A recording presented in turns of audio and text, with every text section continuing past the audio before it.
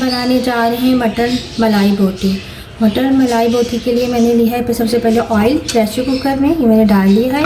इसके साथ मैंने गरम मसाले में मैंने लिया है एक तेज़पात का पत्ता, एक टुकड़ा दालचीनी का ले लें, मेरे पास छोटे छोटे थे तो मैंने ज़्यादा ले लिए।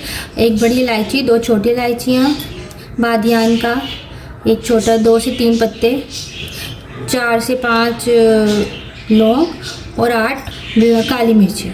ये मैं इसमें डाल के हल्का सा इसको फ्राई कर लूँगी। जब मुझे लगेगा कि हल्की हल्की इसकी खुशबू निकलने लगी है तो ये मैंने 2 प्याज़ें लिए हैं दरमियाने साइज़ की। अगर आपकी छोटी हैं तो आप इन कर लें, और अगर आपकी दरमियानी है तो आप उसको 2 प्याज़ें। प्याज है ये मैं पूरी गोल्डन नहीं करूँगी, इसको मैं बस हल्का हल्का सा ही फ्राई करूँगी। अच्छा, अब ये देखिए प्याज जो हमारी हल्की सी जो है वो इस तरह फ्राई हुई है। मैंने इसको बहुत ज़्यादा नहीं किया जैसे पिंकिंग के लिए। अब मैं इसमें गोश्त डाल दूँगी। गोश्त जो है वो मैंने 500 ग्राम लिया है। आप इसमें मटन और बीफ दोनों यूज़ कर सकते हैं, और बोनलेस भी यूज़ कर सकते हैं, मैंने हड्डी वाला लिया है।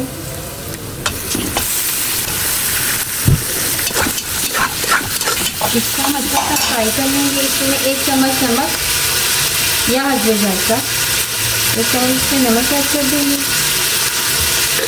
और लहसुन अदरक का पेस्ट,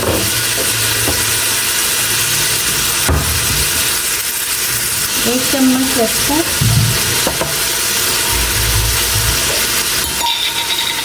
और 1 चम्मच अदरक। ऐसे करके मैं इसको अच्छा सा फ्राई कर लूँगी गोश्त को।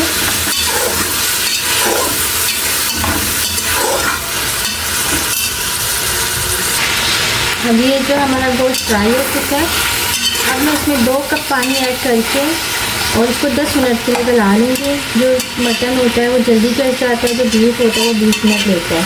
अभी 10 से 15 मिनट इसको प्रेशर कुकर लगा के गला लेंगे 2 कप पानी डाल के। तब तक हमारी ये प्रेशर कुकर हमने लगा दिया, गोश्त गलता है, तब तक हम इसकी योगर्ट तैयार कर लेते हैं। इसके लिए मैंने 1 कप दही ली।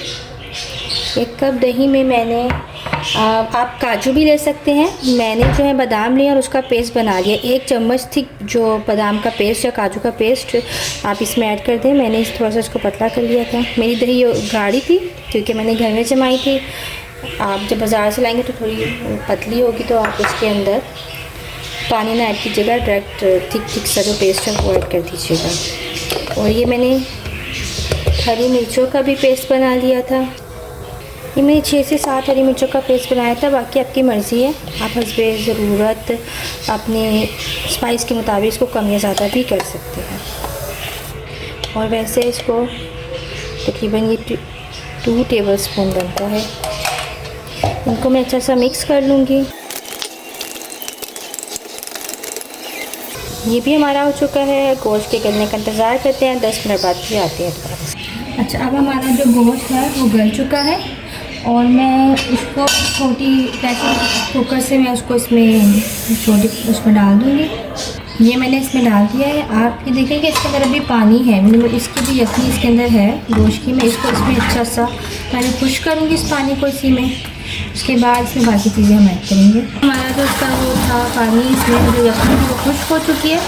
अब मैं इसके अंदर वो जो मैंने योगर्ट का बना के रखा था मसाला वो इसमें ऐड कर दूँगी।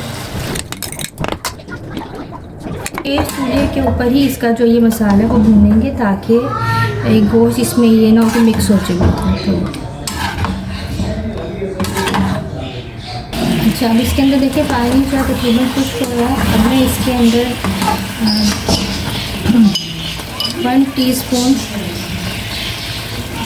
ब्लैक पेपर,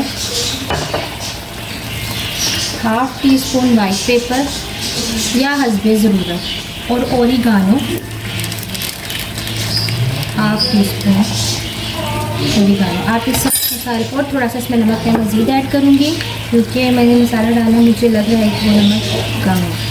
आप भी इसकी ज़रूरत ना नमक और स्पाइस को कम कर सकते हैं। आप ये देख सकते हैं कि इसका पानी खुश्क हो चुका है और इसका अच्छा सा इसका मसाला भून चुका है। अब आपके पास अच्छा सा इसका मसाला भून चुका है। अब आपके पास अगर क्रीम हो तो आप इसमें क्रीम के 4 टेबलस्पून, और अगर क्रीम आपके पास उस टाइम ना हो तो आप इसमें मायोनीज़ 2 टेबलस्पून ऐड करते हैं। इसके बाद आप इसमें थोड़ा सा मक्खन या ब्लू बैंड वो भी इसमें थोड़ा सा ऐड कर दीजिए, नहीं तो। और इसको हल्का सा पका के आप ये देख सकते हैं इसकी ग्रेवी ज़्यादा स्मूथ है। जब ये इसमें अच्छा सा मिक्स हो जाए तो आप इसको डिश आउट कर दीजिए।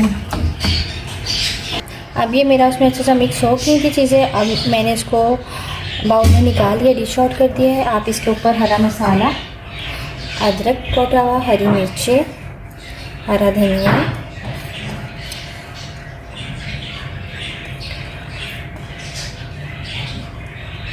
करें और मेहमानों को पेश कीजिए।